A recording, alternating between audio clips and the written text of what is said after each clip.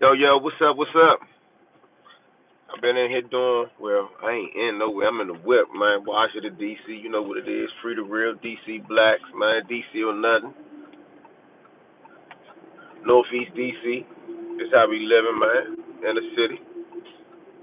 Anyway, it's a good day, but I got a question, man, and I'm not going to be long. Unless we get inactivated, but for me, to all my subscribers and all the followers, everybody who be networking with me and doing this YouTube journey with me, man, appreciate you. Salute. If you haven't already, please, man, subscribe to the channel, like, share, hit the notification bell so you get it whenever I go live, whenever I do anything. You know what it is. I ain't all that good at that part. I get that together. But I'm trying to figure out, is anybody interested in the legal aspect of this P. Diddy situation, right? So I ain't really into the P. Diddy thing. I'm not into the Cassie thing. I'm not into the sex allegations. I'm not into destroying nobody's character. But what I want to know is, because now I'm reading the cases, and since I've been doing a lot of these YouTube things that calls for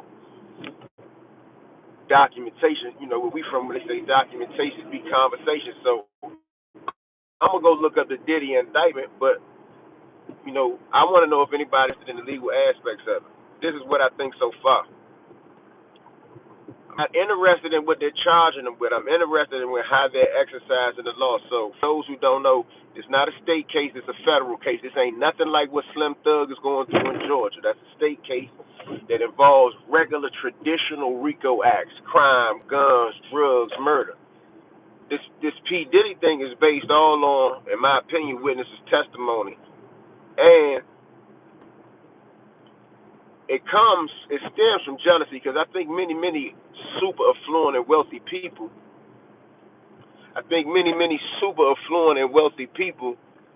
tend to get away with many things. Let's just say that, because that ain't what I'm going into. But this is the thing. Based upon the indictment, and based upon the interview on CNN last night with Diddy's lawyer, who some people think they want to question him, but every question he answered to me seemed the legal way. Remember, he's not on TV on a platform at night on a big network like CNN to really defend his case and reveal any type of legal strategies.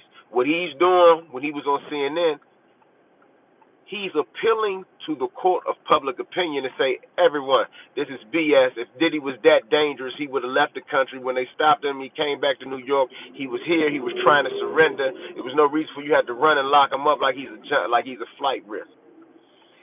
Me and my big homie, who knows a lot of law, like he taught me law when I was young, he said, hey, E, this Diddy case, aside from the entertainment business and the Diddy and the P. Diddy and the Cassie and all that, that's for shade room and things like that, say cheese. But in reality, for dudes that pay attention to the law, they call them legal eagles, or dudes that's just up on law. I believe that they're going to have a superseding indictment. You know what I mean? And in the process of that superseding indictment, they're going to do some things in that process that's going to have a lot of people upset. I ended up dropping the phone. They're going to have a lot of people upset. Had my phone, I was talking, the police was behind me. So in the process of that, when they drop the superseding indictment, out of the 50 witnesses that they say they have, they said it's only one victim and over 50 witnesses. If it's over 50 witnesses,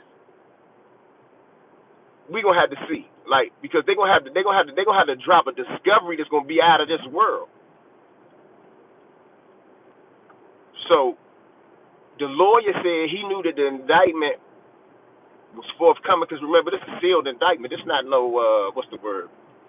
This wasn't no secret. He said in March, P. Diddy's lawyer said on CNN in March. He said that in March he took the whole case serious based on the raids and loss in California and Florida. He said that he did not think that they would do anything to that magnitude, search-wise and raid-wise, if they wasn't going to file official complaints, which is basically turned out to be the indictment. What's up now? So, did he go to court sometime today? Probably already been shackled up, got on a bus. They sent him downtown to the court building, and they're going to have this bail hearing today. A couple of my buddies think, based on the case and based on them or all of us having a suspicion that they're going to drop a superseding indictment that Diddy might not get released today. I wasn't willing to bet $1 or a push-up that he won't get released today, but I think he might make bail today. What y'all think? Drop it in the comments.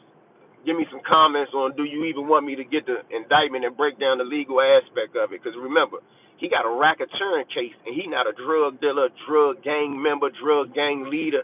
Remember, racketeering don't just apply for that. Although they use it against the mafia, they use it against the black and the Hispanic street gangs. But racketeering covers a humongous array of crimes and activities.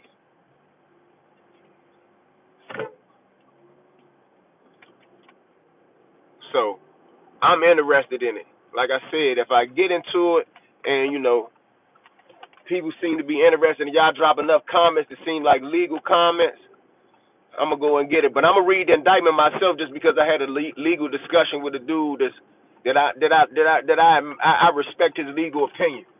He actually had 2 life sentences. Matter of fact, he was a part of the for anybody who follow true crime and law, he was suspended.